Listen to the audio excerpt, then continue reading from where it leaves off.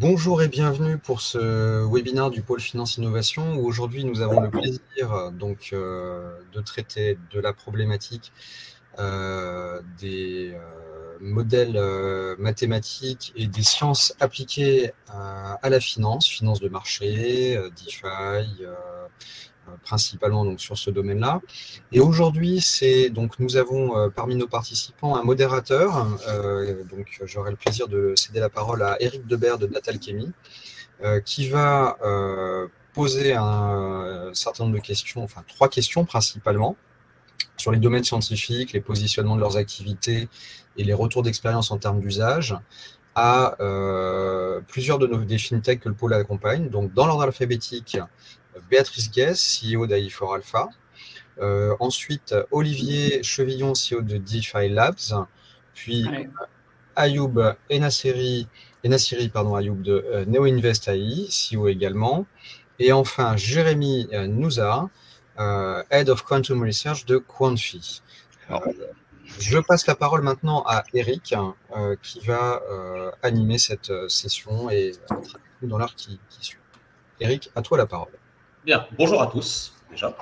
Et je me propose de commencer en présentant les intervenants qui sont présents aujourd'hui, une présentation un peu succincte, suite à quoi, comme l'a souligné Vincent, on s'intéressera aux défis scientifiques, au positionnement de chaque entreprise et comment chaque intervenant applique des technologies qui sont nouvelles, qui sont dangereuses, qui sont extrêmement prometteuses aux problématiques de FinTech, voire d'InsurTech. Donc, par ordre alphabétique, parce que cet ordre est extrêmement simple en termes de jugement, AI4Alpha. AI4Alpha est une société qui produit des logiciels financiers spécialisés dans le machine learning. Machine learning, le terme scientifique réel quand on parle d'intelligence artificielle. L'objectif est d'aider les gérants sur l'ensemble des problématiques qui vont être rencontrées pour une allocation d'actifs. L'enjeu, c'est de trouver la meilleure allocation en s'adaptant d'une manière dynamique à l'évolution des conditions de marché. Effectivement, on a la recherche d'outils qui sont capables de réagir à un univers, à un domaine qui est particulièrement imprévisible. Et donc, cette capacité d'adaptation est un élément extrêmement important. L'objectif donc fondamental est d'anticiper les changements de régime et de réussir cette adaptation à l'environnement de marché afin de pouvoir déterminer ce qui est le plus intéressant, un timing d'investissement qui soit optimal. En termes de clients, de partenaires, AI4Alpha travaille avec des gestionnaires d'actifs, avec des banques, avec des conseillers en investissement.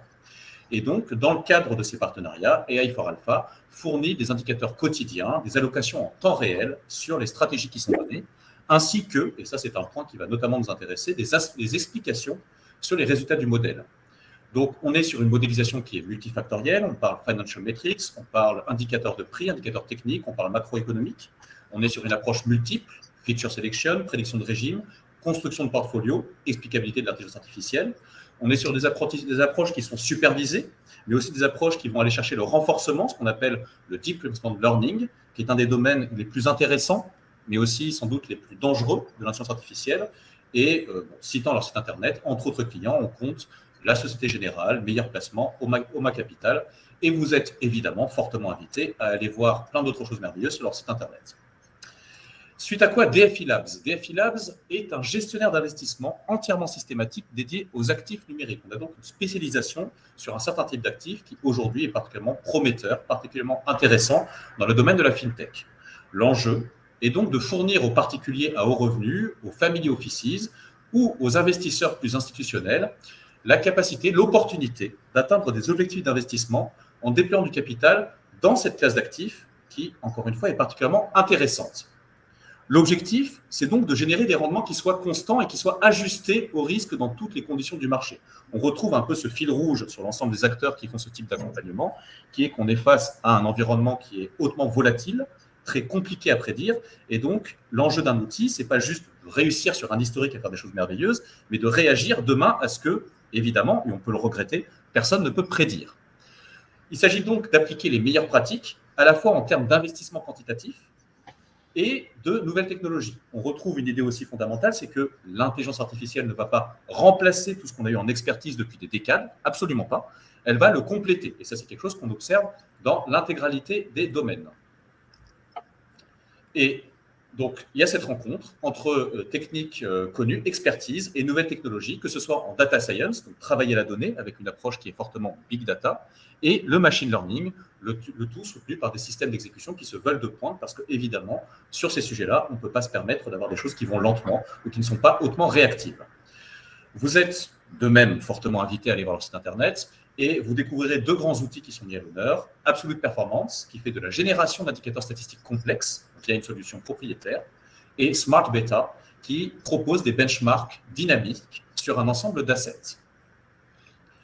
NeoInvest AI, troisième intervenant, toujours par ordre alphabétique, est une plateforme qui se présente comme une plateforme Software as a Service. Ça, c'est un point assez différenciant et assez intéressant, et qui vise à assister les gestionnaires d'actifs dans la conception et la mise en production de leurs algorithmes de machine learning pour les activités de trading. On a donc une idée, quelque part, d'accompagner des gens pour que les clients puissent créer leur propre algorithme qui soit adapté à leurs contraintes, à leurs enjeux et à leurs objectifs. L'enjeu donc de NeoInvest AI, c'est de permettre aux acteurs de la gestion d'actifs, de petite, de moyenne taille, d'accéder à ces outils d'intelligence artificielle et donc de rester dans une concurrence saine face à des poids lourds qui, en général, du fait de leur capacité à investir, vont déjà avoir un ensemble d'outils, un ensemble de pratiques, potentiellement qui leur donnent une avance qui peut être dommageable face à des acteurs plus petits. Vous êtes toujours invité, et cette répétition va vite être un petit peu insupportable, à visiter leur site internet. Et donc, vous découvrirez sur ce site internet l'idée de la proposition d'un framework, d'un accompagnement de formation des équipes, aussi une grande part d'explicabilité des modèles, et donc aussi ce côté software as a service qui peut intéresser un certain nombre d'acteurs qui ont déjà un système d'information avec un ensemble de briques techniques qui interagissent entre elles. Et dès lors qu'on a travaillé un peu sur ces sujets, on sait parfaitement qu'il n'est pas trivial d'intégrer une nouvelle technologie dans un système d'information. Enfin, on a un ensemble d'outils techniques qui doivent fonctionner ensemble, qui doivent fonctionner bien. Et encore une fois, on est sur un secteur où on doit être réactif, on doit être très efficace. Donc, cette présentation, Software as a Service, un peu différenciante, peut être très intéressante pour des acteurs pour qui c'est une forte contrainte de dire oui, vos outils m'intéressent, mais j'ai déjà un écosystème interne qui est particulier, qui a ses contraintes, et je ne vais pas redévelopper tout ce système interne pour votre outil particulier. QuantFI, alors pour le coup, va nous proposer une autre optique scientifique très intéressante, qui est celle de l'informatique quantique. Et donc, QuantFI est une entreprise qui fait à la fois de la recherche et du développement en informatique quantique dédiée à la finance quantitative, avec une véritable expertise qui est multidisciplinaire. On parle de mathématiques, on parle de physique vis-à-vis de la finance, et donc qui va établir des ponts entre les secteurs FinTech et InsurTech, donc sans surprise, comment est-ce que les nouvelles technologies peuvent accompagner finance et assurance, excusez-moi, l'industrie des ordinateurs quantiques et la recherche académique.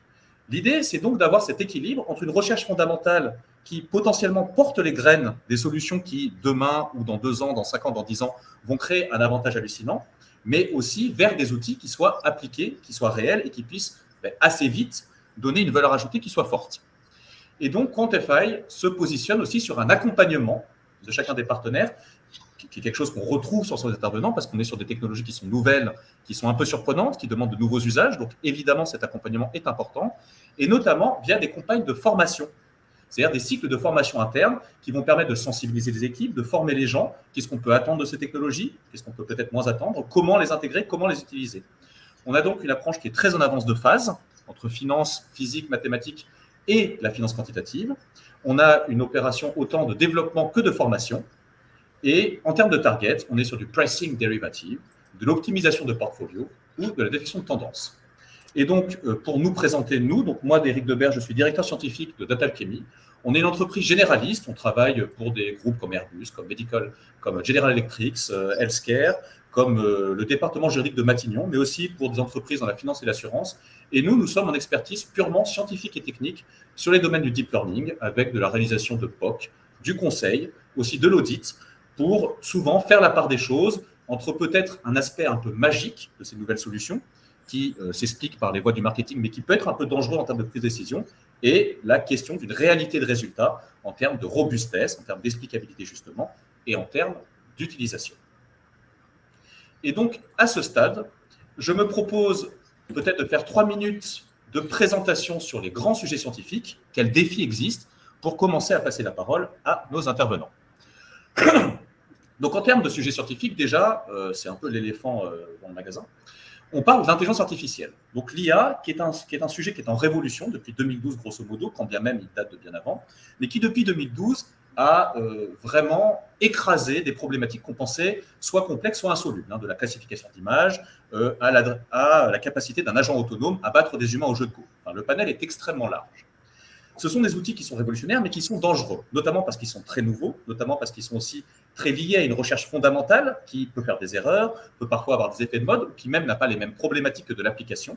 Et donc, il y a un sujet d'application de ces outils. Comment est-ce qu'on transforme des outils qui, effectivement, pour la recherche, sont extrêmement pertinents et performants, en outils qui, en finance, en assurance, vont créer une véritable valeur ajoutée et permettre une meilleure réaction à l'environnement.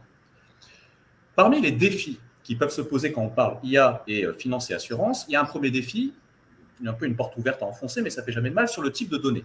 C'est-à-dire que l'IA a notamment eu ses lettres de noblesse sur le traitement d'images, le traitement de texte, le traitement de signal. Là où quand on parle finance et assurance, on parle très vite des données catégorielles ou tabulaires, on parle série temporelle, et quand bien même on a des travaux, notamment le fait que via du deep learning, en enrichissement de méthodes statistiques, on a eu des états de l'art pour le concours M4, on a eu récemment les transformers, une architecture assez novatrice pour la prédiction d'un grand nombre de séries temporelles en même temps. L'adaptation à la série temporelle n'est pas évidente. On a aussi du graphe comme donnée. C'est-à-dire qu'on a un graphe qui va modéliser des acteurs liés entre eux par des relations.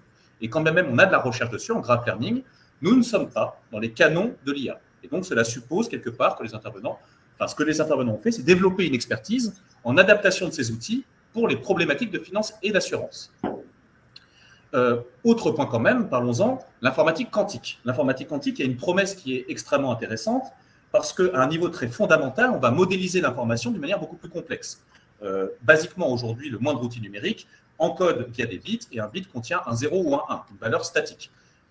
La promesse de l'informatique quantique, c'est que cette unité fondamentale de modélisation de l'information va maintenant modéliser une distribution de valeurs numériques. Donc, d'un point de vue atomique, on va déjà avoir une modélisation de l'information qui va être beaucoup plus puissante. Et de là découle un grand nombre d'applications potentielles qui commencent à apparaître, qui vont permettre d'être beaucoup plus efficaces en termes déjà de sujets qu'on va traiter et de complexité des sujets. Et pour enfin peut-être faire un focus sur 2 points, alors plus IA versus finance et assurance, on a 2 grands enjeux, 2 grands défis. Le premier défi, c'est la gestion du risque. Dès lors qu'on parle finance et assurance, on parle de risque dès la première seconde. Or, le deep learning, l'intelligence artificielle, se dédie dans la plupart de ses applications de recherche à une version déterministe des choses. Donc l'adaptation au risque, c'est parler de modèles probabilistes, c'est parler d'approches bayésiennes, et ce sont des approches qui sont encore en recherche et qui présentent encore un certain nombre de défis. L'autre point qui est très important en termes de défis scientifiques, c'est l'explicabilité de l'IA. Beaucoup de gens travaillent dessus, mais aujourd'hui, c'est encore un sujet de recherche fondamental. Et c'est pour ça qu'aujourd'hui, les intervenants peuvent vraiment se distinguer en se spécialisant et en pouvant proposer la réponse à cette question qui est fondamentale de la point de vue d'un gestionnaire d'actifs, de la point de vue d'un utilisateur, qui est de dire « Ok, votre modèle dit de faire ça et ça, mais pourquoi ?» Et cette question, elle est fondamentale parce qu'on a envie d'avoir un peu de maîtrise sur ces outils. On ne va pas abandonner des décades d'expertise parce que le modèle dit tourner à droite, pour complètement caricaturer le sujet. Donc voilà un petit peu ce que je vous propose comme vision globale. Et je me propose maintenant de faire un petit passage de parole pour que chaque intervenant présente un peu son domaine scientifique, dans un premier temps, en essayant de viser 2 minutes 30 minutes chacun. Béatrice, je t'en prie, c'est à toi. Merci Eric, et merci pour ton introduction très intéressante. Donc moi, je suis Béatrice Guès, cofondatrice d'AI for Alpha. Comme l'a dit Eric, donc une solution qui est basée sur les dernières techniques d'IA pour aider les gérants dans leurs décisions d'investissement.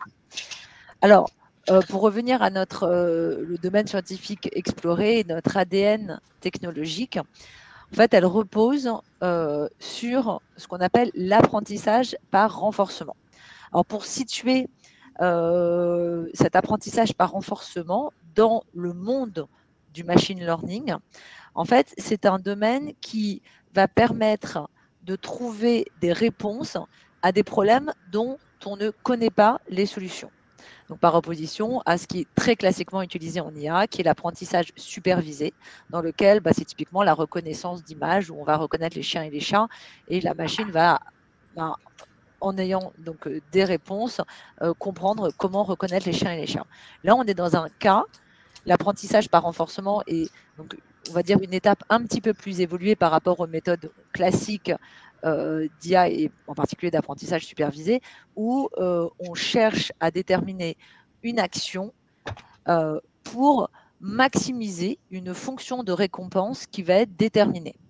Alors, l'exemple le plus connu d'apprentissage, enfin, plus connu, assez connu et médiatisé de l'apprentissage par renforcement est le jeu de Go qui avait été développé, enfin, sur lequel Google DeepMind avait réussi à battre le meilleur jeu de Go, et c'est aussi vrai pour les jeux d'échecs, etc.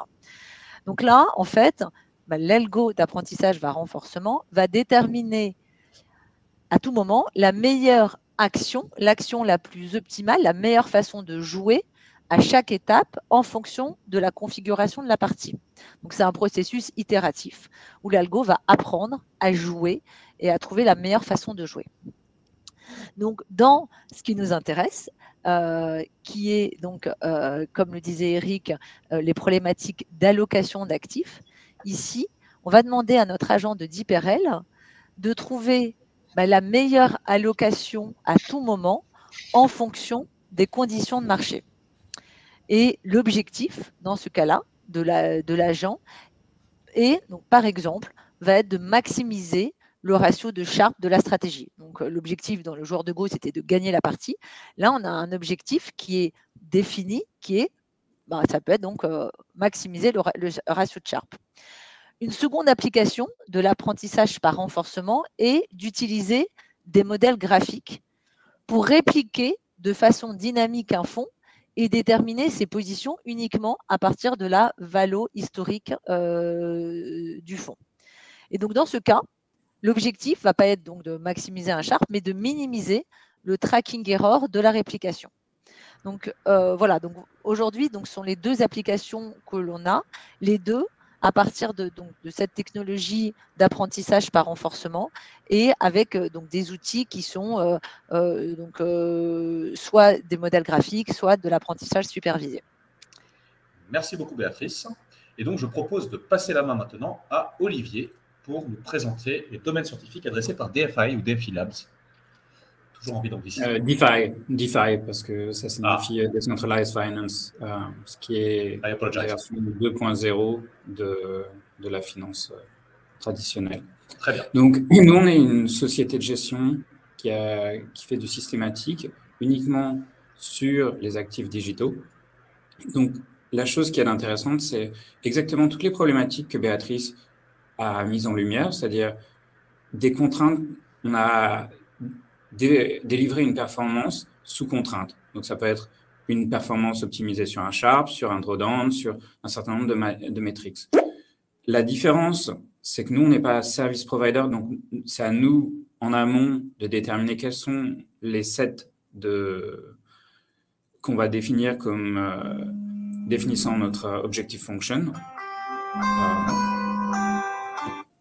Excusez-moi. Et donc, en fait, on est sur des problématiques assez similaires, sauf que notre réponse a été que, donc on est sur des problématiques d'optimisation sous contrainte dans un milieu bruité, avec des time series qui sont relativement courtes et dont la consistance est variable. Donc en fait, il y a chez nous toute une problématique qui est la compréhension de la data.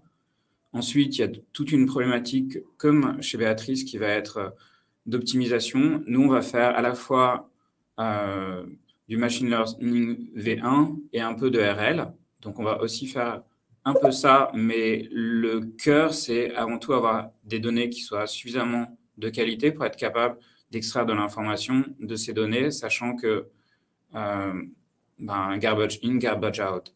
Donc, pour nous, c'est ça l'essentiel de notre travail. Il est sur cette relation avec la donnée. Et l'autre dimension qui est un peu différente, c'est qu'on a les cryptos étant 24 heures sur 24, 7 jours sur 7 sur des marchés fragmentés, c'est-à-dire qu'il y a 20 marchés qui vont traiter en parallèle avec des prix qui ne sont pas exactement 1 pour 1, parce qu'il y a des risques de crédit et autres. Alors, en fait, on a de la donnée qui est vraiment très fragmentée, et donc il y a un gros travail là-dessus. Il y a un gros travail sur toute la dimension IT et reliability, enfin être robuste 24 heures sur 24, même quand à 2h30 du matin le dimanche, le marché s'écroule et la liquidité s'écroule et qu'on a quand même des positions. Donc en fait, c'est assez similaire dans l'approche.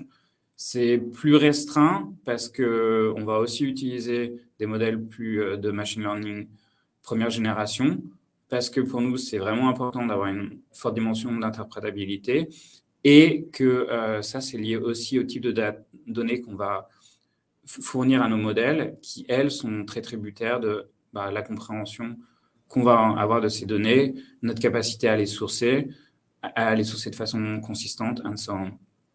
Donc, en fait, tout ça, c'est ce qui va faire qu'on va être en mesure ou pas de délivrer de la valeur sur cette classe d'actifs. Je voudrais juste mettre un petit bémol, c'est que dans l'introduction, on a été présenté comme faisant pour du particulier. En fait, on ne fait pas du tout de particulier. On ne fait que de l'instit. On travaille que pour des fonds de fonds crypto et pour des quant hedge funds et quelques gros family office. On ne fait pas tout ce qui est retail. Même si on va avoir bientôt. C'est rectification nécessaire. Je propose donc de passer maintenant à Ayoub pour continuer ce tour de table de domaine scientifique. Merci beaucoup, Eric. Ayoub Ben Nasseri, cofondateur de Neo Investa, une startup basée à Station F et incubée dans le programme HEC. Comme tu l'avais mentionné tout à l'heure, on est une plateforme SaaS qui se concentre sur la construction des stratégies d'investissement avec du machine learning. Dans les stratégies d'investissement, on peut trouver des stratégies d'allocation d'actifs. Et les domaines scientifiques sur lesquels on travaille aujourd'hui sont le Deep Reinforcement Learning, l'utilisation d'algorithmes de machine learning et l'exploitation d'alternatives data pour l'allocation d'actifs, et surtout aussi l'explicabilité technique et fonctionnelle de toutes les décisions de Deep Reinforcement Learning. Et ça, j'aurai beaucoup plus de temps pour détailler ce point d'explicabilité. En ce qui concerne le Deep Reinforcement Learning, le plus important à connaître, à savoir, est que la recherche dans ce domaine est en train d'exploser.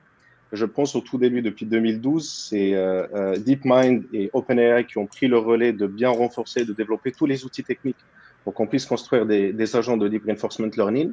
Mais récemment, on voit que OpenAI prend un peu de distance de ce domaine qui est le Deep Reinforcement Learning pour se concentrer sur la construction de leur API de GPT-3. Mais ça a laissé au monde des outils fantastiques pour construire des agents capables d'apprendre et de prendre des décisions sur des environnements contrôlés. Et aujourd'hui, ce qu'on voit aussi, c'est que le monde de la finance a pris le relais. Il y a beaucoup plus d'initiatives pour voir et pousser les applications du Deep Reinforcement Learning à la finance. Et les possibilités d'intégrer ou de développer des stratégies d'investissement ou d'allocation d'actifs avec le Deep Reinforcement Learning sont infinies. Nous, on les applique dans la construction de portefeuilles sous contrainte.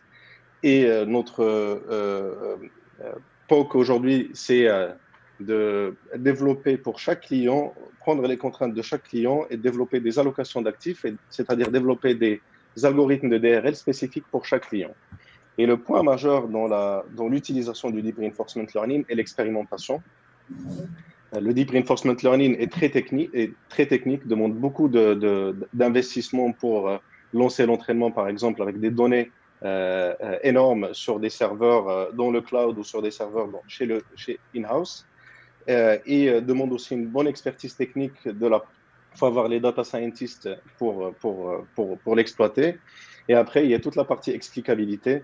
Et ça, je reviendrai dessus tout à l'heure. Et quand je dis que les possibilités d'intégrer des modèles, les possibilités sont infinies avec le Deep Reinforcement Learning, c'est dans le sens où aujourd'hui, on peut construire des agents qui vont apprendre à faire des allocations d'actifs dans un environnement contrôlé. On peut améliorer les inputs qu'on donne à ces agents-là en intégrant des modèles hybrides qui, par exemple, peuvent faire du time series forecasting.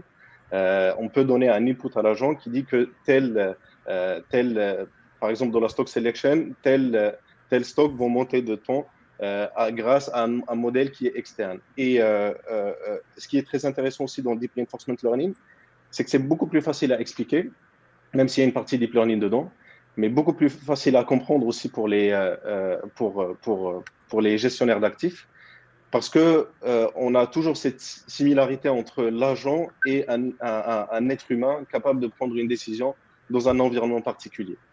Et comme je le disais, le monde de la recherche et d'application de Deep Reinforcement Learning à la finance et aux problématiques de l'investissement est en train d'exploser. On le voit et on suit ces évolutions. On travaille avec un groupe de chercheurs à Columbia qui est très dynamique et même à Wall Street, il y a de la demande. On veut faire des présentations, on veut voir comment ça marche et on veut profiter de ce domaine. Et merci. Merci à vous. Voilà. Béatrice, je crois que tu as une question dans le chat. Je me permets de te l'indiquer.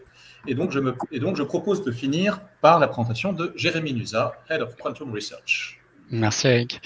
Donc moi c'est Jérémy Nusa. Alors je suis simplement chargé de recherche à Quantfi, avec un petit peu d'humilité. Donc Quantfi, donc comme tu l'as dit, c'est une entreprise de recherche et de développement dans les domaines scientifiques. Et du coup, on a 3 domaines scientifiques qui sont actuellement explorés. D'abord les algorithmes quantiques, ensuite la simulation d'algorithmes quantiques et les algorithmes classiques qu'on appellerait novateurs. Donc d'abord, qu'est-ce que c'est l'algorithmique quantique? Donc c'est aussi ce qu'on appelle le calcul quantique, et tu l'as dit en introduction, c'est l'utilisation de nouveaux processeurs, donc les processeurs quantiques, pour effectuer des nouvelles tâches de calcul. Alors très brièvement et sans leur rendre justice, on peut faire une analogie avec les processeurs graphiques, les GPU. Donc ces cartes qu'elles ont introduit, c'est une nouvelle façon de calculer en permettant le calcul parallèle, et les processeurs quantiques vont introduire en fait à leur tour une nouvelle autre façon de calculer. Et cette façon, en fait, elle a l'avantage d'exploiter les bizarreries du monde de l'infiniment petit. Donc, comme par exemple, tu en as parlé, le fait que les atomes d'information ils sont plus contraints seulement à des 0 et des 1. Donc, à ce propos, créer des algorithmes quantiques, c'est ce qu'on appelle créer en fait des circuits quantiques. Donc, ça ressemble un peu à un agencement de portes logiques, mais ce sont des portes logiques quantiques et qu'on va ensuite devoir exécuter soit sur un véritable ordinateur quantique, soit dans un simulateur, donc qui tourne sur un ordinateur normal. Donc, ces recherches à Quantfi, elles sont encadrées par un chercheur du CNRS de l'Université de Strasbourg et elles sont menées par nos équipes de docteurs et de doctorants. Donc, concrètement, qu'est-ce qu'on fait? On aborde différents sujets de finance, donc, tels que l'optimisation de portefeuille, l'évaluation d'options, mais aussi des problèmes un peu plus théoriques, comme l'optimisation de chemin et le machine learning, mais quantique. Le second sujet, c'est justement celui de la simulation des algorithmes quantiques. Donc, les ordinateurs quantiques, en fait, ils ont une capacité de calcul qui croît exponentiellement avec le nombre de qubits. Donc, les qubits, c'est les atomes d'information sur un ordinateur quantique. Et en fait, très rapidement, ces ordinateurs quantiques, ils vont dépasser les ordinateurs classiques en termes de capacité, ce qui veut dire qu'on ne pourra plus les simuler sur un ordinateur classique. Donc, développer et avoir un bon simulateur, ça permet justement d'aller beaucoup plus loin et de s'assurer d'une part que les ordinateurs quantiques fonctionnent correctement et aussi d'autre part anticiper ce qu'ils vont pouvoir faire. Donc ça permet de faire dès aujourd'hui ce que des ordinateurs quantiques de demain pourront faire. Donc ça nous permet à nous de tester des algorithmes quantiques dans notre coin. Enfin, le dernier sujet, donc j'ai appelé ça les algorithmes classiques novateurs, c'est faire un peu différemment ce qu'on fait déjà aujourd'hui dans l'espoir de le faire mieux ou plus rapidement. Et à ce propos, en fait, on a plusieurs sujets de recherche. L'un d'eux, par exemple, donc on appelle Quantizer. Ça consiste en un nouveau paradigme de calcul pour la simulation d'équations différentielles pour la finance. Et l'objectif, c'est de pouvoir calculer des prix de produits dérivés et des expositions de risque avec d'autres valeurs de ce type-là. Et le faire avec une certaine précision qui est beaucoup plus contrôlable et qui ne va pas reposer sur des méthodes plus classiques type Monte Carlo. Merci beaucoup. Merci beaucoup. Eh bien, je vous propose d'embrayer sur un deuxième tour. En essayant vraiment de se soustraire peut-être à 2 minutes 30, qu'on laisse du temps pour les questions qui ne manqueront pas d'arriver. Et donc, je vous propose maintenant d'expliquer un peu le positionnement de votre activité par rapport à l'état de l'art de ces technologies, de ces méthodologies sur lesquelles vous vous appuyez. Et donc, Béatrice, honneur à la lettre A, par pur ordre alphabétique. Ah, Béatrice, nous ne t'entendons pas.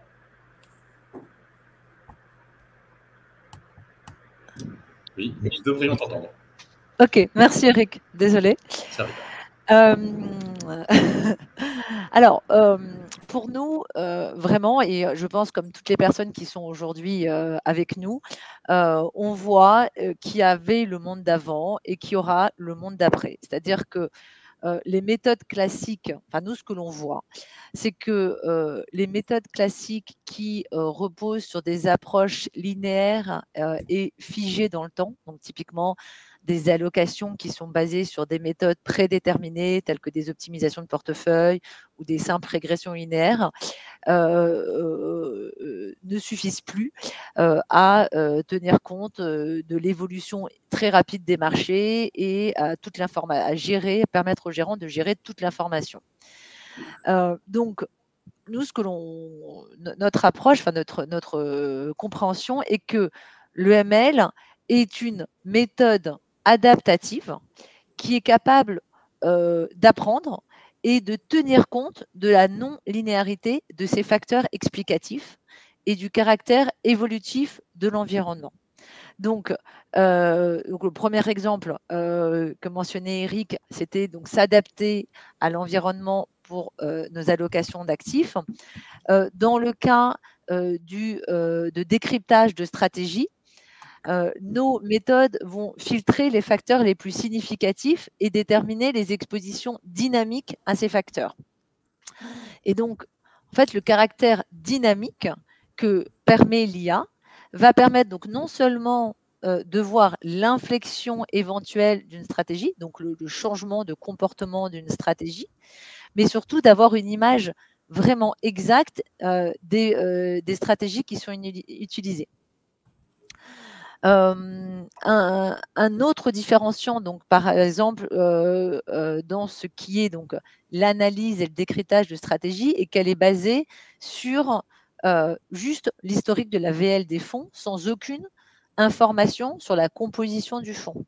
Et donc, cette méthode va permettre de fournir la vision la plus exacte, contrairement à des méthodes classiques qui reposent sur la composition du fonds qui n'est pas forcément mise à jour.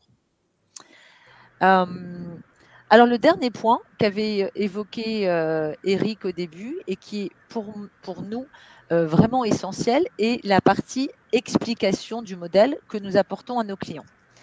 Donc, on parle de ce qui est couramment mentionné Explainable AI, qui permet d'ouvrir la box de l'intelligence artificielle.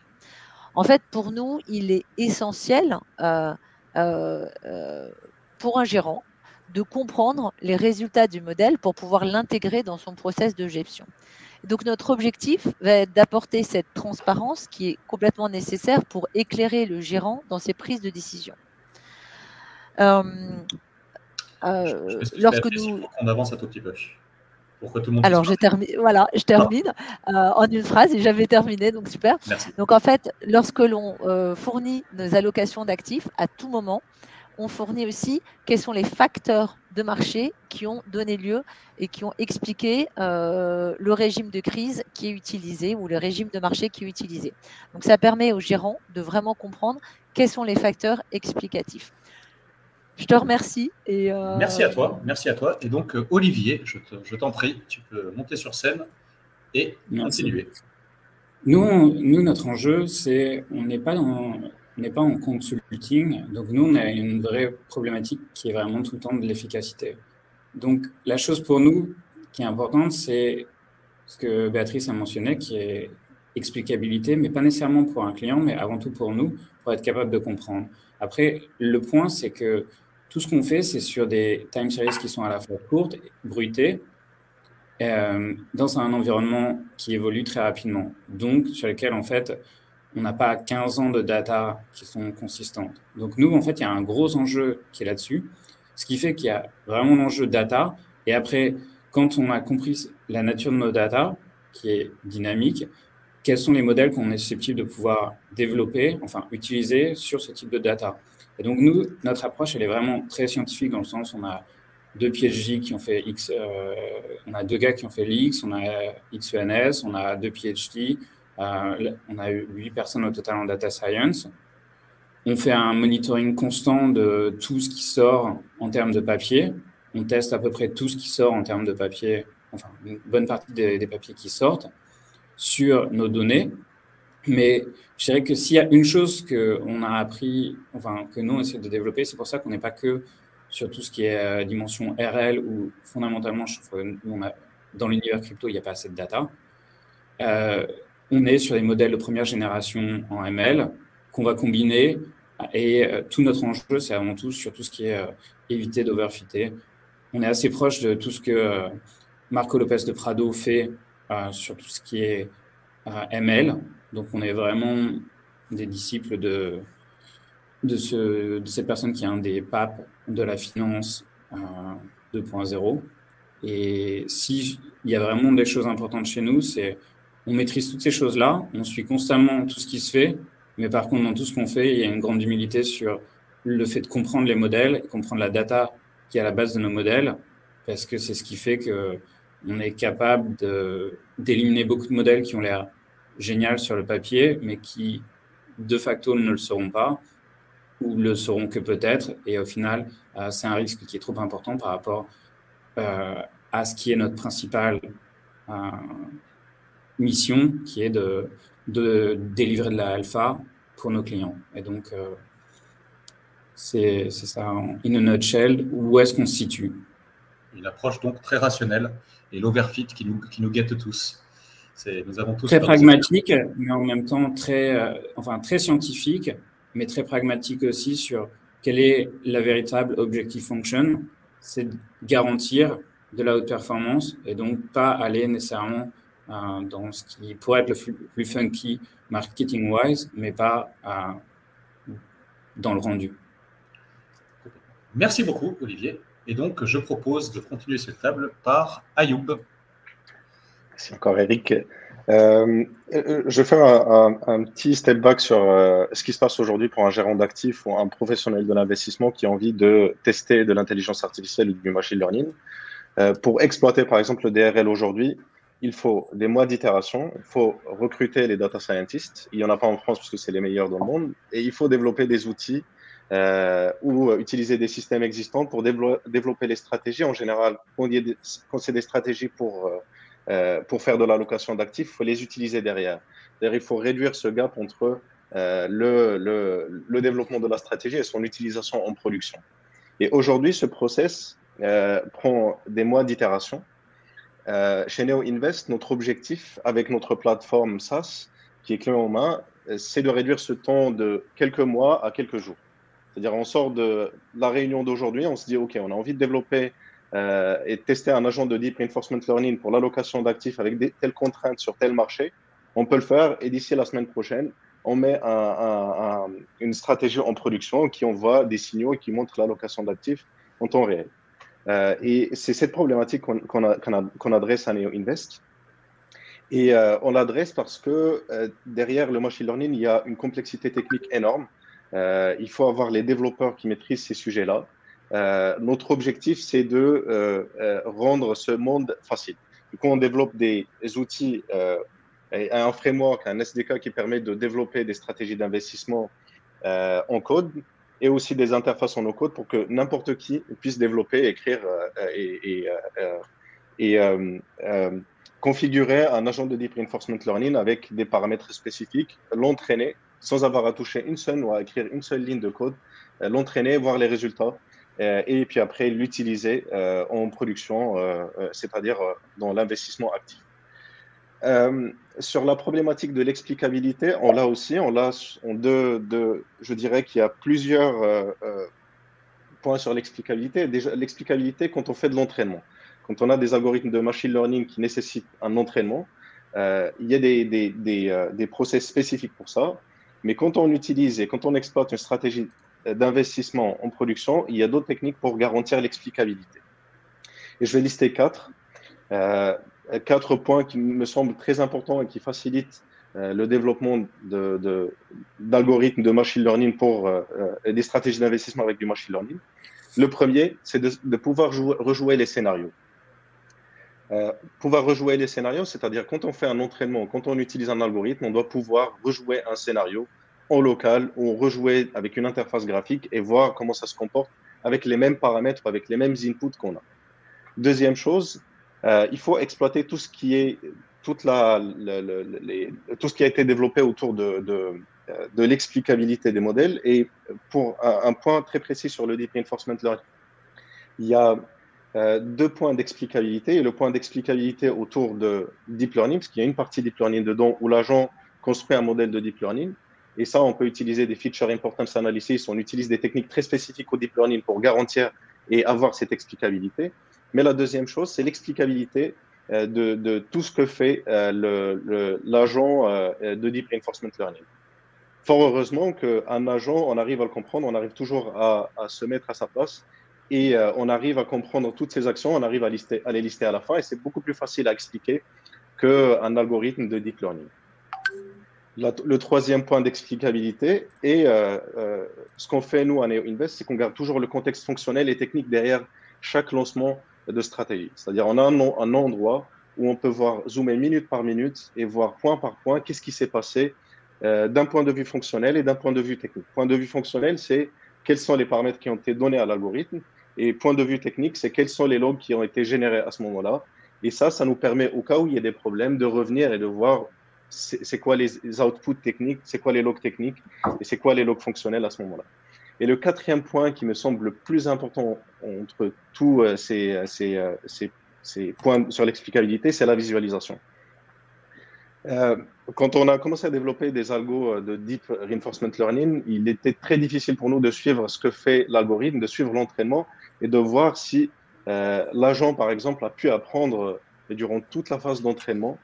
Et on a développé des modules qui permettent de visualiser et de suivre en temps réel ce que fait et comment l'agent apprend. Et ça, c'est un point très important, c'est qu'entre l'algorithme, la stratégie et la personne qui va l'utiliser, on doit être capable de fournir les meilleures visualisations possibles pour qu'on comprenne et on explique la décision de l'algorithme. Et nous, à NeoInvest, notre objectif, c'est de faciliter l'expérimentation et faciliter plusieurs variantes d'expérimentation et de rendre ça visuellement agréable et facile à comprendre pour des gens qui ne viennent pas du monde de la data science ou des maths ou du développement informatique. Merci beaucoup, Ayoub. Je crois qu'une question t'attend dans le chat et je propose donc de finir par Jérémy. Essayez, s'il vous plaît, de tenir votre temps de parole pour que tous puissent s'exprimer à égalité, quand bien même le sujet est passionnant. Merci. Donc, nous, à Quantfi, nous sommes sur une approche assez académique, en fait, avec une veille technologique très importante concernant le suivi des publications scientifiques des différents domaines dont j'ai parlé précédemment. Donc, dans le cadre du calcul quantique, on utilise différentes API en fait pour la manipulation des ordinateurs quantiques. Donc, d'abord, il y a ce qu'on appelle Amazon Braket, qui est un produit de Amazon, et par exemple Qiskit, qui est un autre produit de IBM. Mais on a aussi en fait développé en interne notre propre API qu'on appelle Kiwi et qui est un peu une boîte à outils qui permet la création de circuits quantiques de façon plus simple, plus intuitive et surtout en fait à beaucoup plus haut niveau pour être plus adapté à la finance. Donc, sur les sujets dont je vous ai parlé avant, par exemple l'optimisation de portefeuille, donc la formulation du problème. Alors en termes techniques, c'est ce qu'on appelle un problème de QBO.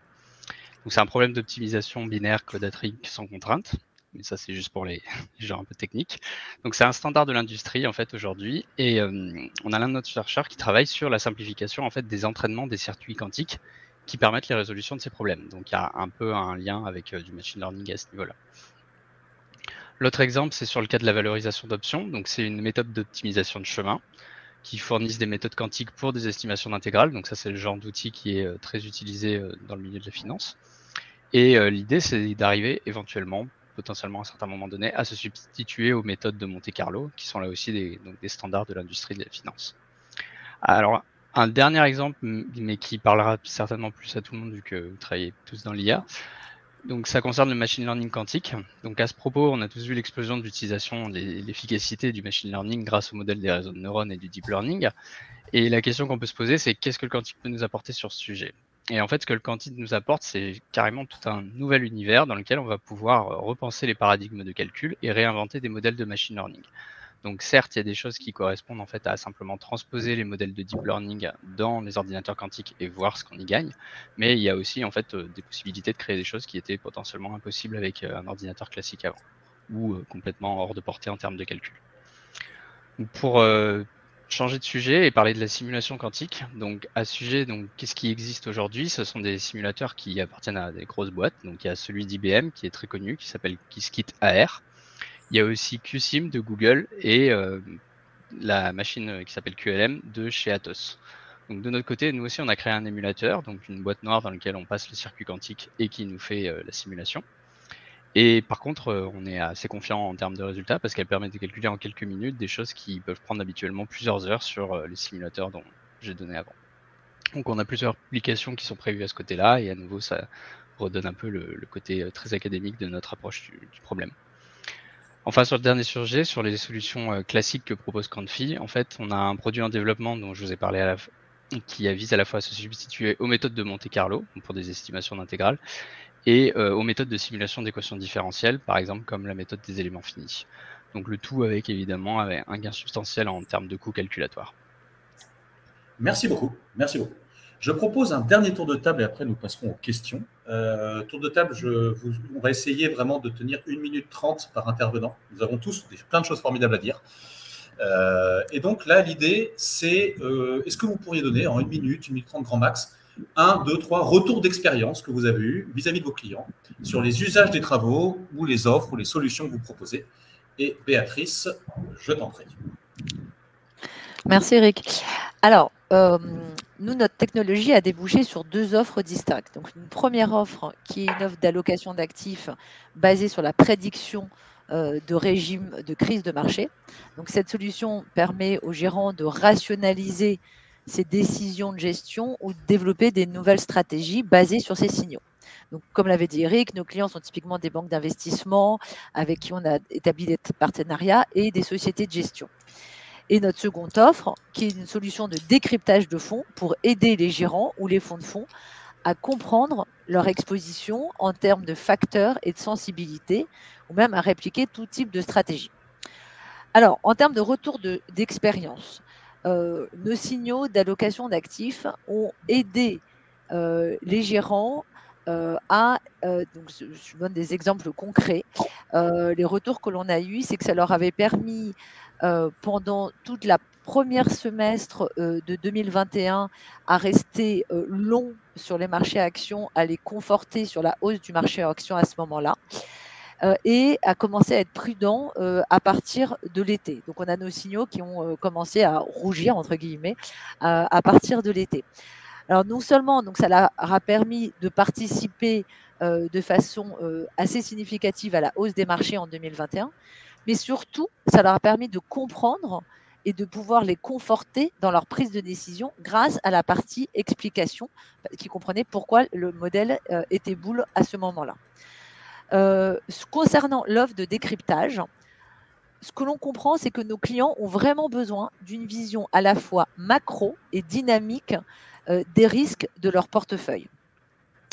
Alors ça, c'est non seulement au niveau individuel, mais aussi au niveau agrégé. Et donc le fait d'avoir une analyse exacte de leur stratégie et en fait, le feedback qu'on a eu, c'est un gros plus par rapport aux solutions existantes qui ne vont pas forcément être à jour et donc qui ne vont pas être comparables les unes par rapport aux autres. Voilà, je m'arrête là pour laisser la parole au reste des participants. Olivier, je t'en prie, retour d'expérience, réussite. La chose importante pour nous, c'est notre mission statement, c'est délivrer de l'alpha sur un marché qui est hautement volatile, qui a beaucoup bougé récemment aussi. Et donc, en fait, c'est est-ce qu'on a réussi, oui ou non? Et donc, bien sûr, si on est là, c'est qu'on est en train de dire qu'on est bien sûr des champions. Donc, de facto, on va dire que ça s'est bien passé pour nous, que ce soit en termes absolus où on a délivré 350% l'année dernière dans un marché très bull. Mais comme Béatrice, on a réussi à garder les moments hauts et ne pas être ou être short dans les moments bas. Donc, ça, c'est une chose. Et donc, en fait, pour nous, la chose importante, c'est ce qui est intéressant, c'est qu'on s'intéresse à des horizons de temps qui sont beaucoup plus courts que ceux de l'univers traditionnel, où de facto, nous, on s'intéresse pour avoir suffisamment de points à des horizons de temps ou de quelques heures, en comptant tout ce qui est volatilité à l'intérieur de ces heures, donc pouvoir traiter à n'importe quel point à l'intérieur de ces heures. Et donc, on a réussi à avoir des métriques assez hautes en termes de accuracy out of sample, où on était à peu près en ligne avec ce qu'on attendait, donc des choses du genre 60%, ce qui est plus de 60% plus, ce qui est déjà assez haut, des précisions qui sont aussi aux environs de 60%, ce qui est, dans un cadre financier, vraiment plutôt haut dès lors qu'on ne fait pas du HFT, ce qui était notre cas.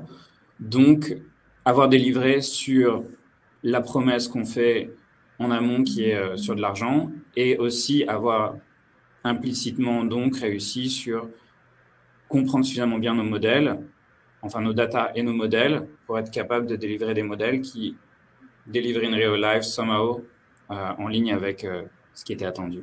Donc, si je devais donner un retour d'expérience, c'est la science, c'est vraiment intéressant dans un univers mouvant. Et il y a plein de choses très intéressantes, comme ce que fait Jérémy ou ce que fait Béatrice, qui sont peut-être des choses pour nous plus tard. Voilà. Merci beaucoup. Eh bien, continuons, parlons retour d'expérience, réussite, gloire avec Ayoub. Merci Eric. Nous, on travaille avec un family office en Australie et on l'aide à. Il y a 2 retours d'expérience. Le premier retour d'expérience, c'est sur la construction de stratégies d'investissement. Nous, on aide les gens à développer des stratégies d'investissement avec du machine learning. Notre point de réussite, c'est quand on voit que le client est capable, en une journée, de développer une nouvelle stratégie d'investissement et de la lancer en production le jour d'après. Et ça, on arrive à le voir avec ce client en Australie. Et le deuxième retour, c'est que les modèles qui ont été configurés par le client génèrent de meilleurs résultats d'allocation d'actifs. On a mis en production notre solution avec ce Family Office fin de l'année dernière. Les allocations d'actifs se comportent ou génèrent un PNL meilleur que les estimations qu'on a faites avec les méthodes classiques. Avec Markowitz, etc. Et on surveille et on continue à pousser le développement de nouvelles stratégies d'investissement et les comparer toujours avec les benchmarks, avec les allocations standards développées par le client. Et le dernier point que je voulais mentionner, c'est qu'on est à la fin de terminer le développement de l'interface graphique qui permet à n'importe quel professionnel de l'investissement de développer des agents de Deep Reinforcement Learning. Et si quelqu'un est intéressé pour la tester, n'hésitez pas à me contacter après. Je fais de la pub. Non, il faut. Eh bien, Jérémy, je t'en prie. Alors, donc, moi, concernant le retour d'expérience, donc j'ai sélectionné celui en fait de l'un de nos partenaires japonais qui s'appelle BlueCat et qui offre une plateforme dédiée en fait aux entreprises pour apprendre et développer des applications logicielles concernant le calcul quantique. Donc, c'est une API intégrée qui va faire en fait une surcouche par rapport à Amazon essentiellement. Donc, avec ce partenaire, nous avons développé des solutions quantiques clés en main pour effectuer certains calculs associés au monde de la finance et elles sont directement en fait intégrées dans l'offre de BlueCat, ainsi qu'un ensemble de tutoriels en fait, qui sont associés à chacune des solutions pour prendre en main ces solutions et permettre aux clients du partenaire d'être accompagnés dans la découverte du calcul quantique. Alors, ce qui en est ressorti, c'est qu'en fait, il existe déjà un très fort intérêt pour les solutions quantiques et que les acteurs du domaine financier en fait, sont en demande de formation et de mise à niveau sur ce sujet. Ils se rendent compte en fait, des lacunes potentielles qu'ils peuvent avoir et même certains ont peur éventuellement d'être lâchés. L'autre point aussi très important, c'est la vitesse à laquelle la recherche avance sur ce domaine en termes d'application. Donc, pour vous donner un exemple, il y a 5 ans, il n'y avait quasiment rien en termes d'algorithmes quantiques pour la finance, y compris dans les articles de recherche. En fait, en termes de publication, c'était vide. Et aujourd'hui, il existe déjà plusieurs approches pour résoudre des problèmes élémentaires, et il commence à apparaître des solutions hybrides entre le quantique et le classique pour chercher à exploiter le maximum des deux mondes. Donc les choses, en fait, elles vont très vite, et il faut suivre le sujet au moins du coin de l'œil, je dirais, si les acteurs des domaines ne veulent pas se retrouver à la traîne d'ici quelques années. Merci beaucoup. Donc, pour résumer, dans un domaine qui est extrêmement complexe, un domaine qui présente des écueils, on commence à avoir des solutions. On commence donc à avoir des opportunités, un terme un peu clé par rapport à ce domaine. Et je vous propose d'exploiter le temps qui nous reste pour vos questions, qui que vous soyez, quelles qu'elles soient. Il n'y a pas de questions bêtes, il n'y a pas de mauvaises questions. Il n'y a que des questions non posées, ce qui, ça, est triste. Donc, je vous en prie, nos intervenants sont là. Et si vous n'avez pas de questions, j'en ai. Moi aussi. N'hésitez pas à vous signaler dans le chat si vous avez une question pour qu'on puisse, en ordre de bataille, vous proposer d'intervenir. Et puis peut-être en attendant que vous vous déclariez, moi j'ai une vraie question, un peu provoque, je m'en excuse Jérémy. Donc les ordinateurs quantiques aujourd'hui, est-ce qu'ils existent ou pas? Oui et non. Pas beaucoup d'êtres humains ont vu un ordinateur quantique face à eux. Donc, comment on fait pour travailler du coup sur une technologie dont l'existence elle-même est un peu quantique à date? Alors, l'ordinateur quantique existe. Il n'y a pas à tergiverser là-dessus. La question, c'est plutôt de savoir à quel point en fait il est fiable. Donc, la chose que les gens doivent comprendre, c'est que probablement personne n'aura un ordinateur quantique dans son salon, même dans les 100 ans à venir, parce que c'est une grosse machine et qu'elle n'a pas nécessairement d'utilité pour directement l'utilisateur lambda. De la même façon que pas tout le monde n'a un supercalculateur dans son salon. Donc, il faut trouver une utilité au logiciel. Donc, c'est foncièrement un appareil qui va être, pour dire les choses, dans le cloud, en fait. Il va être accessible à distance et à qui on va déléguer des tâches et il va les effectuer. Donc il y a ceux d'IBM qui, en fait, ils en ont plusieurs un peu partout répartis sur la planète, qui sont des ordinateurs quantiques qui utilisent une certaine technologie, parce que aussi ce qu'il faut savoir, c'est que ordinateur quantique, c'est un terme qui recouvre une machine qui a pour but d'essayer de modéliser quelque chose, un modèle de calcul sur lequel on s'était mis d'accord et qui remonte en fait à Feynman et avant, donc qui a déjà plus de 70 ans, il me semble. Et concrètement, la machine, en fait, on peut la réaliser de plein de façons différentes. De la même façon que si vous voulez compter, vous pouvez utiliser une calculatrice, vous pouvez utiliser un boulier, et c'est deux trucs complètement différents. Et pourtant, ça peut faire potentiellement la même chose. Donc, il y a plusieurs entreprises qui ont plusieurs chemins, plusieurs domaines de recherche pour essayer de réaliser ces appareils différemment. Et du coup, chacun des appareils a des caractéristiques différentes, a ses erreurs, a ses avantages. Et donc, il y a moyen de faire ces choses-là avec tous les appareils. Super. Nous avons une question de Renaud de Mazières, je le cite, permettez-moi Renaud. Un client au Japon pour l'un, un autre en Australie, et donc c'est vrai que c'est une bonne question, et en France en fait pour de vrai.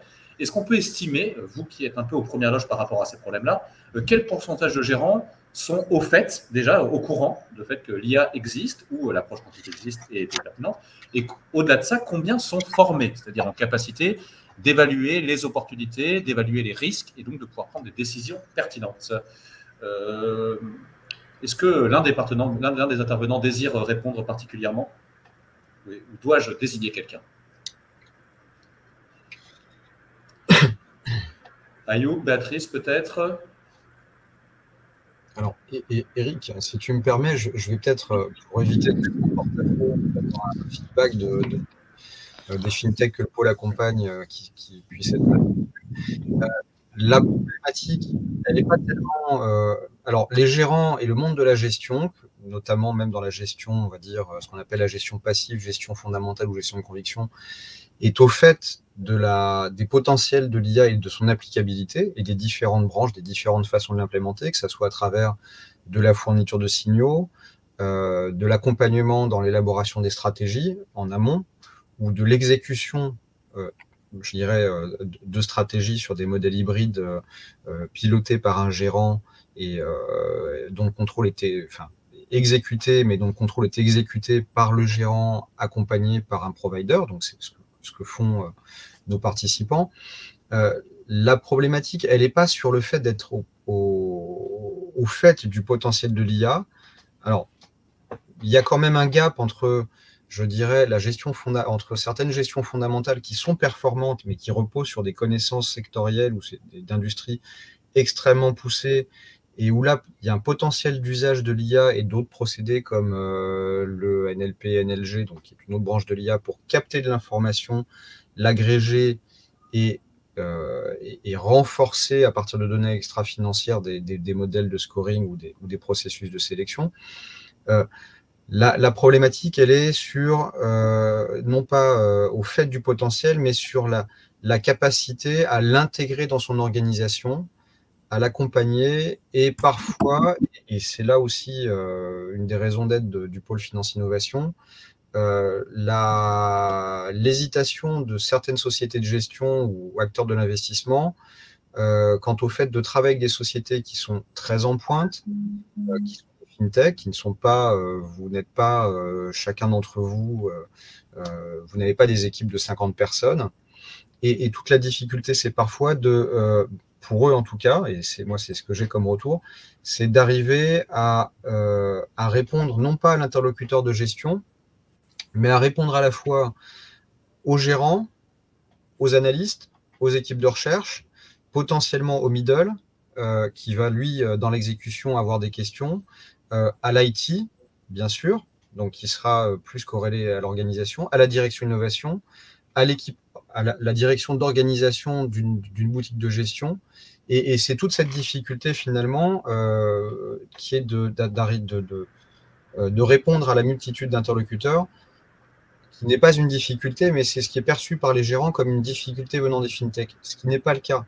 Et ce que nous faisons en sorte de faire au pôle, c'est les aider et aider les gérants à comprendre que tester, essayer et collaborer avec des sociétés qui ont des offres en pointe est quelque chose qu'il faut faire si on veut rester dans la promesse de tous nos acteurs en France, qui est de délivrer de l'alpha ou du smart beta pour d'autres un peu plus poussés, mais de délivrer de la valeur à leurs clients, qu'ils soient investisseurs, particuliers à travers des souscriptions par des réseaux aval. Mais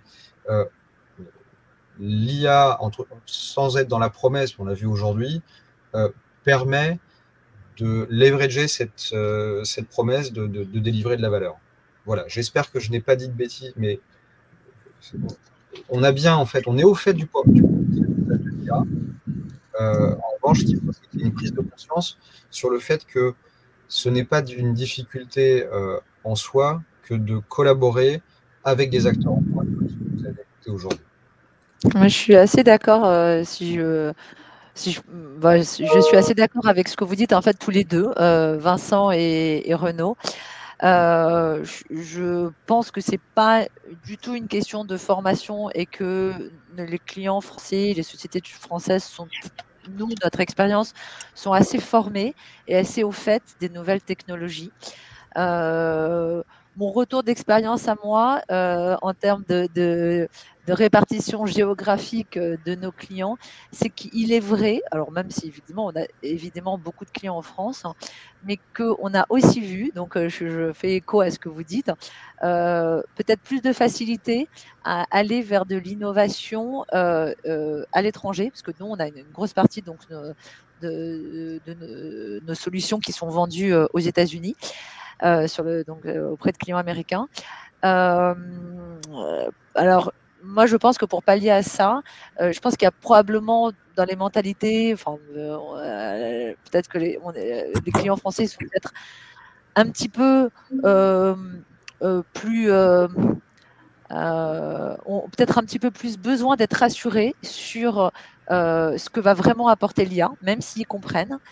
Et pour ça, je pense qu'on est tous en ligne sur la partie explicabilité et vraiment la solution qui permet de pouvoir rassurer le gérant et pouvoir lui dire, OK, donc c'est vraiment un outil qui va m'apporter quelque chose parce que ça va être une explication supplémentaire.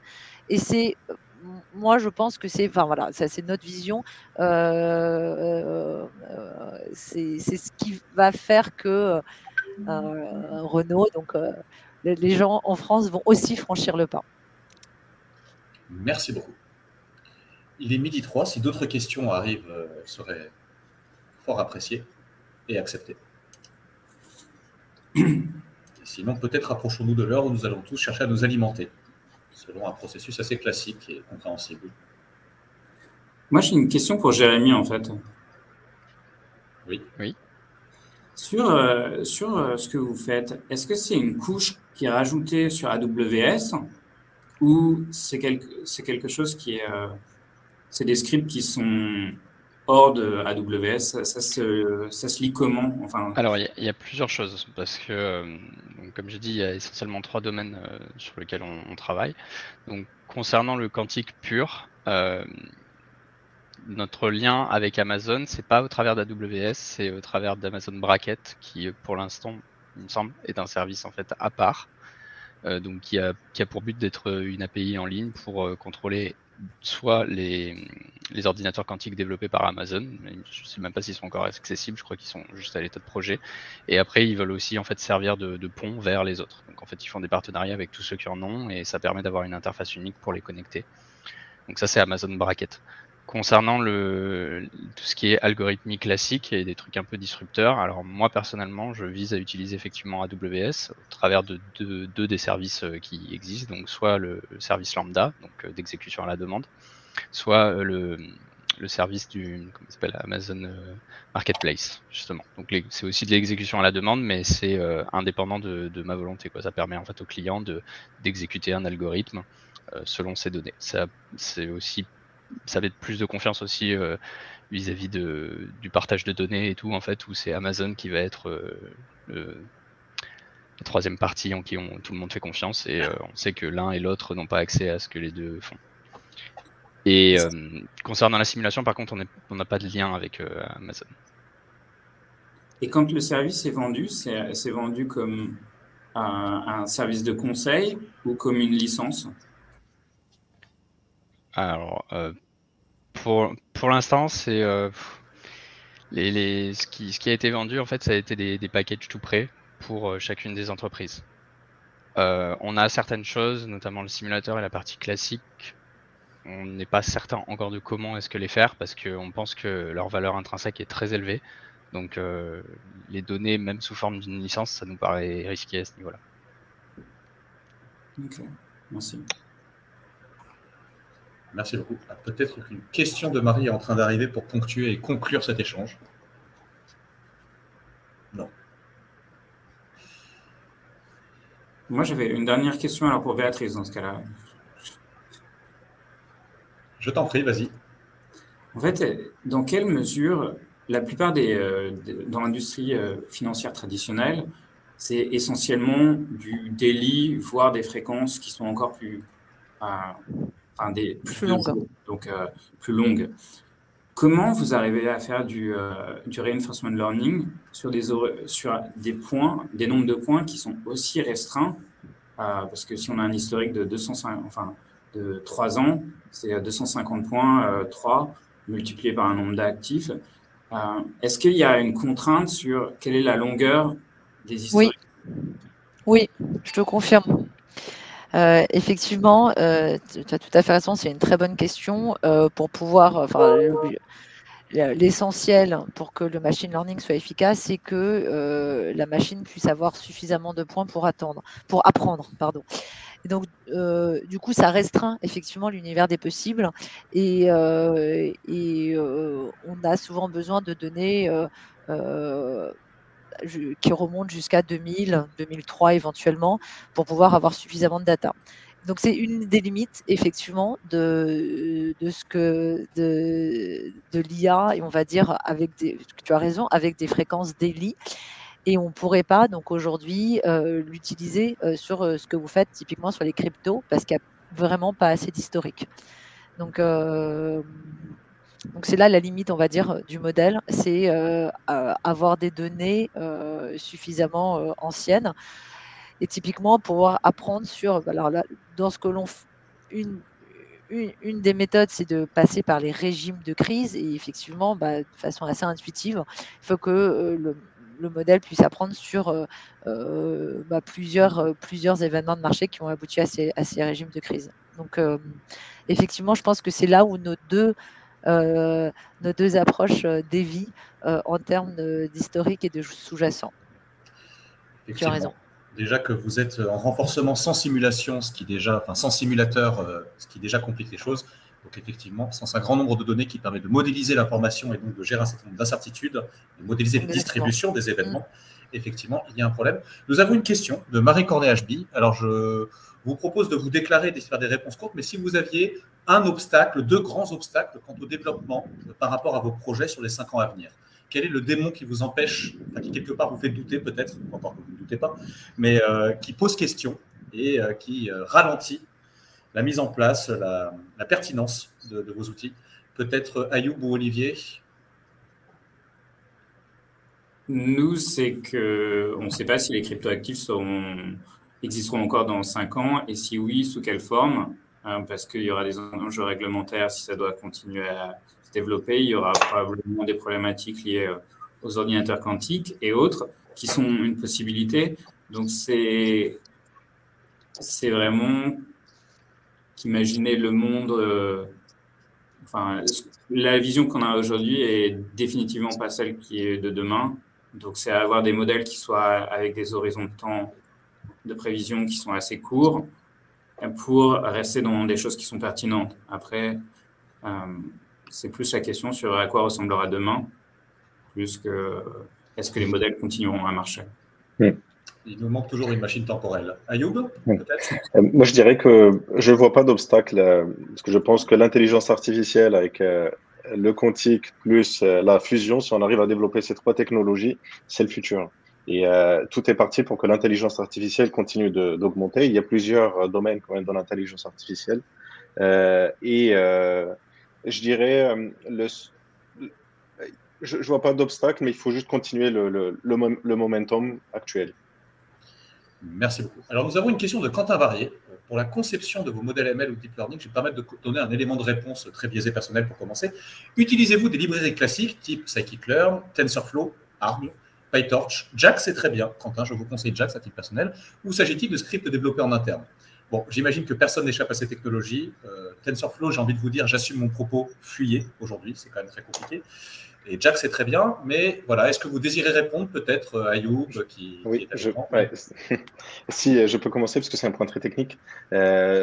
J'ai une sorte de stack en fait que je peux partager après avec les gens sur quelles sont les meilleures librairies. Moi, je préfère PyTorch à TensorFlow. Je trouve que TensorFlow est trop complexe. Scikit-learn, c'est la base et il faut développer tous les modèles suivant le modèle de Scikit-learn. Et c'est très bien parce que c'est fait par des Français aussi. Et le OneDB, c'est quelque chose en fait que les gens ne connaissent pas, mais pour gérer les expérimentations avec du machine learning, je connais un service qui s'appelle OneDB, c'est Weight and Biases, et c'est extraordinaire parce qu'il permet de suivre tout le lancement, le training, et même donner tous les détails techniques, gérer des visualisations d'un algo quand on fait du machine learning. Et ça change la vie. J'imagine. Sachant qu'il y a peut-être des outils comme Pyro, comme Probabilistic Torch, qui permettent justement de faire des approches avec de l'incertitude directement sur le deep learning. Est-ce qu'un autre intervenant désire compléter cette réponse? Je confirme que PyTorch, c'est très bien. Dans le doute, faites ça. J'ai souffert 4 ans sur TensorFlow. Moi, je dirais juste, il y a une chose qui est claire, c'est qu'il y a des gens qui ont déjà fait un certain nombre de choses. Alors, la question, c'est est-ce qu'on utilise celle-là ou celle-là? Mais réinventer la roue quand il n'y a pas besoin de réinventer la roue, c'est perdre définitivement du temps. Après, il y a des librairies spécialisées pour lesquelles on peut être amené à payer. Ça dépend de l'utilité que vous avez. Mais ça, c'est la base. Après, à partir de cette base, il faut faire sa propre cuisine. C'est comme de la cuisine. Il y a des ingrédients qui sont plus ou moins bons et après, on est obligé de les réutiliser et d'en faire notre propre algorithme. Je suis assez d'accord avec Olivier, effectivement. Effectivement, je pense que c'est le gros avantage du machine learning par rapport aux autres technologies, c'est qu'il y a beaucoup de choses qui sont déjà disponibles. Typiquement, quand on publie des articles de recherche, on livre le code de ce que l'on a publié. Donc, il y a beaucoup de transparence, en fait. On parle beaucoup de black box, mais finalement, il y a beaucoup de transparence et d'échanges entre les experts pour pouvoir aller plus vite. Et je trouve que c'est je trouve que c'est une vraie valeur ajoutée pour améliorer, pour qu'on puisse tous s'améliorer dans ce domaine. Et évidemment, il y a des librairies qui sont utilisées et donc évidemment, on les utilise en les améliorant et en partant de là. Et oui, ça serait inefficace, contre-productif sinon. Dans notre cas, nous... Excusez-moi. Très rapidement, juste dans notre cas, tout ce qui est associé au quantique, en fait, il y a une grosse base qui est sous Python. Et voilà, ça va être essentiellement là-dessus parce qu'on n'est pas vraiment dans une recherche d'optimisation aux petits détails près. On est dans le développement de POC et la découverte de use case. Donc l'objectif, c'est vraiment de développer rapidement des choses qui fonctionnent. On ne cherche pas à les optimiser encore. Donc Python, ça reste le truc de référence là-dessus. Du coup, pour conclure, peut-être sur une note un peu plus dépressive sur les technologies, il y a quand même 2 éléments sur le deep learning. Déjà, on est sur des technologies qui sont très volatiles. Et entre 2 stacks techniques, en comptant les noyaux CUDA d'assembleurs, en comptant les versions de framework, il y a quand même des problèmes. Et aussi, alors ce que disait Béatrice est très vrai. Aujourd'hui, on a une chance, c'est qu'on a beaucoup de chercheurs, y compris dans les grands groupes, avec cette application de la recherche. Par contre, attention, considérez que tout travail dont le code source est, ouvrez les guillemets, publié est exploitable, c'est très dangereux. Nous, on fait beaucoup ça pour beaucoup de nos clients, General Electric, Healthcare, typiquement, ou d'autres, où on va chercher des publications, on les implémente, et du code source de chercheur, ça peut être très beau et très classe. Typiquement, vous allez voir NVIDIA, ce que fait Google, vous aurez du code très clair. Certaines universités prestigieuses ont de beaux résultats, mais leur code source est une forme de torture mentale imposée à autrui, pour être très clair, et avoir des propos que j'assumerai. Peut-être pouvons-nous conclure cet échange. Ah, peut-être y a-t-il... Non, c'est bon. Peut-être pouvons-nous conclure. Vincent, je vais peut-être rendre la main.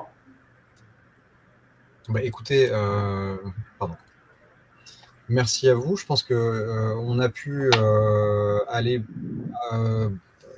plutôt assez loin dans l'explicabilité de vos modèles. Par rapport, et sans vouloir t'offenser Eric, je dirais au propos initial, vous nous avez ouvert une partie de vos activités. Le côté dans la balance entre dangerosité et transparence, on se rend compte que par rapport à ne serait-ce qu'il y a 2 ans, 3 ans, quand on a, enfin, il y a 4-5 ans même, quand on a commencé à parler d'IA, vraiment de façon très très développée, presque grand public dans le domaine de la finance, on arrive maintenant à un stade, et ça répond aussi à la question de M. Mazière, où globalement, ça n'est pas encore un consensus. Vous avez encore, vous avez un pas d'avance par rapport à beaucoup d'acteurs, mais c'est une IA, alors pas, Jérémy, pas forcément encore le quantique, mais je souhaite que le plus tôt possible ce soit quelque chose qui soit implémenté. On est arrivé à un stade on n'est plus au même stade qu'il y a quelques années, où on parlait de ce qu'on ferait, des possibilités merveilleuses de ce que pourrait faire le monde de la gestion quantique. Vous nous démontrez bien qu'on est dans des problématiques d'implémentation, d'explicabilité, que les environnements, je dirais, tant académiques que professionnels se sont emparés du sujet et pour certains l'ont d'ores et déjà mis en œuvre, même certains qui ne communiquent pas dessus. Je pense qu'on a eu ce matin, grâce à vous, un très beau panel de solutions et d'axes de recherche et d'implémentation. Que j'invite l'audience à continuer à suivre à travers des mises en relation que nous pourrons faire avec grand plaisir via Finance Innovation ou en direct. Vous pouvez retrouver donc les sites des participants. Merci aussi Eric pour cette éclairage et ouverture. Et du coup, je pense qu'on va passer. Je vous remercie. Et on vous retrouvera donc en ligne sous peu. Et pour vous qui assistez à ce webinaire, vous pouvez reprendre contact avec nos participants en direct ou via le pôle ou lors de nos prochains événements. Merci à vous, mesdames, messieurs. Et je vous souhaite à toutes et à tous un très bon déjeuner, Eric, et à très bientôt. Merci tout le monde. Très bonne journée à tous. Merci Vincent et merci Eric pour l'organisation de l'événement et merci à tous pour avoir participé.